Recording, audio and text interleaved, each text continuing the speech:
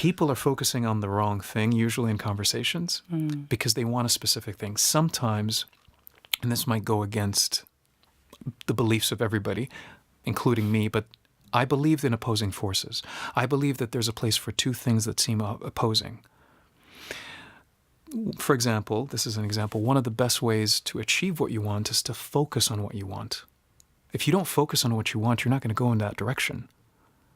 The opposing force, or the opposing thought that emerges from what I just talked about, sometimes the best way to get what you want is to not focus on it. Sometimes focusing on it is what's getting in the way. Sometimes you need to focus on something else that is indirectly linked to it, and that will give you what you want. So we live in a world where two opposing forces like that are possible to coexist.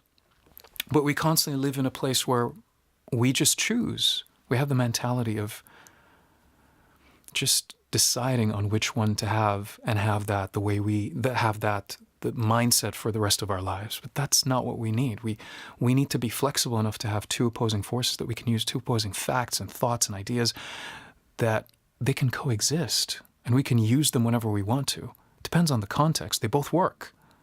Neither of them would work all the time, but they both work. There's always time. There's not enough time. They're both true. But there are people that only live with there's always time. There's always time. Relax. So you don't get anything done. And then there's not enough time. So that person is just focusing on what they're doing and they're achieving. But how's that affecting their life? They're never giving themselves a chance to be present and enjoy and appreciate. They're just constantly focusing on getting things done. They're living in urgency, which ties it back to where we started. They're being too urgent, too stressed, not present. This allows you to eliminate urgency, to have presence, and to enjoy. But we need both. We need to juggle. There's not enough time, so you can get going. We have time. There's always time, so you can relax. When you need to relax, you need to have the mentality of there's always time. When you need to work, you need to have to start, not to continue, to start. Create the sense of urgency. I'm a fan of the sense of urgency as long as it's selective and as long as it's temporary. So if I want to start something, I create a sense of urgency to get me to start. Then I slow down to enjoy it, to give it the time it deserves. Because the problem with the go, go, go attitude is you may rush through an activity that needs time to, the cake needs to be baked properly. It needs time. You can't accelerate that process. Sometimes there's an incubation period. You need to take time to learn something properly. You need to take time to learn properly, to absorb the information. You need time to execute it flawlessly, or not flawlessly, but in the best way possible. If you don't give it the time, you're going to make a lot more mistakes. And you're going to spend more time. I always say the fastest, well, let me think about it. Time. Slowing down is the fastest way to speed up. I know that seems like... Slowing down is the fastest way to speed up. Because when you slow down, you do something correctly. You don't make as many mistakes. You do it properly. Because precision is compromised by speed.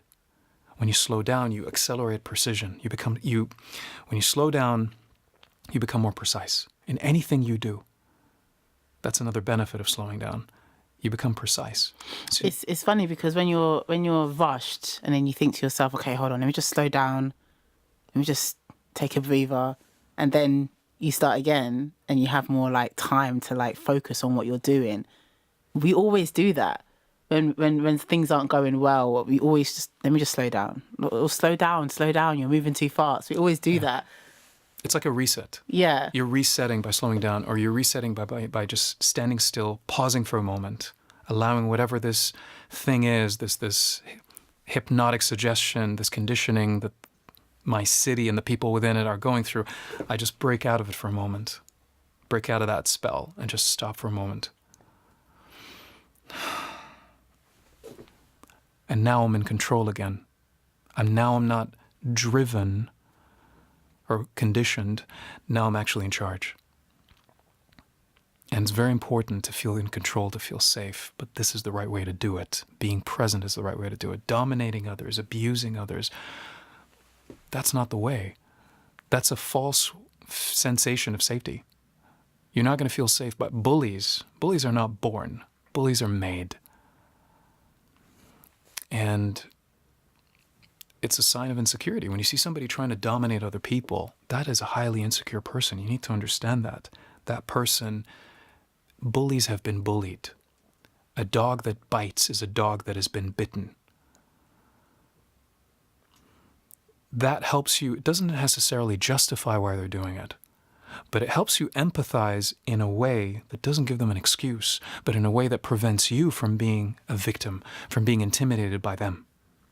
Because you know where they're coming from, basically. And yeah,